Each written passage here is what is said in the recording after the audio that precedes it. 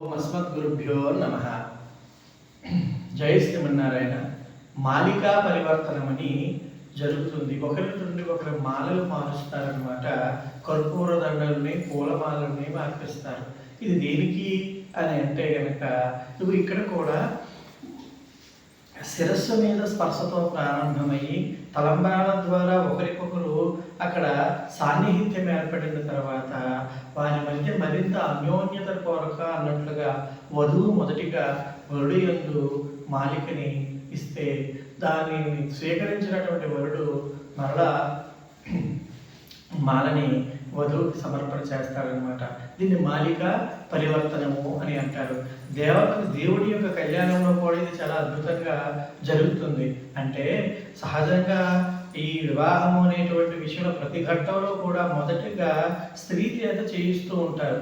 కారణం ఏమిటి అని అంటే ముందుగా వధువుకి ఇష్టమైనట్లయితేనే, అంటే స్త్రీకి ఇష్టమైతేనే ఏ కార్యక్రమం అయినా ముందుకు వెళ్ళాలి అన్నట్లుగా స్త్రీ సాధికారతని, స్త్రీ అంగీకారాన్ని తెలియజేస్తున్నట్లుగా ముందు ఆమె వరించాలి. అందుకని మాల ఆమె వేయాలి. వేసినటువంటి ధరించినటువంటి మాల ఆయన మరలా తిరిగి ఆమెకు వేయాలి. అట్లా ఆమె ధరించినది ఇట్లా జరుగుతుంది. ఇదే దేవతా కళ్యాణంలో అయితే అమ్మవారు ధరించినటువంటి మాలల్ని స్వామికి సమర్పణ చేస్తారు. స్వామి వాటిని ధరించి తిరిగి అమ్మలకి సమర్పణ చేస్తూ ఉంటారు. ఇది మాలికా పరివర్తనం అని చాలా చక్కగా దేవతల యొక్క శ్రీనివాసుల కళ్యాణంలో, భగవంతుని యొక్క కళ్యాణంలో చాలా అద్భుతంగా జరుగుతుంది. అదేవిధంగా అది ఇక్కడ ఈ వధూవరులతో చేత కూడా చేయించేటువంటి ప్రయత్నము కర్పూర దండాలని కూడా. కర్పూరము ఏ విధంగా తన సువాసనతో తాను కరుగుతూ సువాసన భరితాన్ని ఆ చుట్టుపక్కలంతా కూడా వెదజల్లుతుందో, అలాగే పుష్పాలు కూడా అవి వాటి యొక్క సువాసనను వెదజల్లుతూ అందరికీ ఆహ్లాదాన్ని కలిగిస్తాయో, ఈ పుష్పము, ఈ కర్పూరము ఇవన్నీ కూడా చక్కగా వీరి యొక్క మనస్సులకు ప్రతిరూపకంగా చెబుతారు.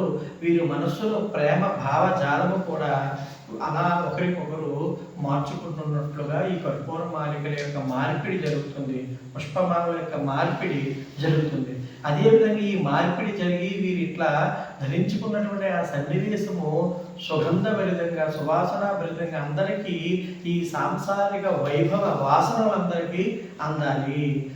తద్వారా ఈ యొక్క గృహస్థాశ్రమం యొక్క గొప్పతనము అందరికీ తెలియాలి అన్నట్లుగా మనలో ఉండేటువంటి మంచి లక్షణాలు, సుగుణములు అనేటువంటి వాసనలు అందరికీ మనం అందించాలి, అంటించాలి అనేటువంటి దానికి ప్రతిరూపకంగానే ఈ యొక్క సుగంధభరితమైన చక్కని వాసన వచ్చేటువంటి కర్పూర దండలు కానీ పూలమాలలు కానీ మార్చుకోవడంలో ఆంతర్యమని మనం చెప్పుకోవచ్చు.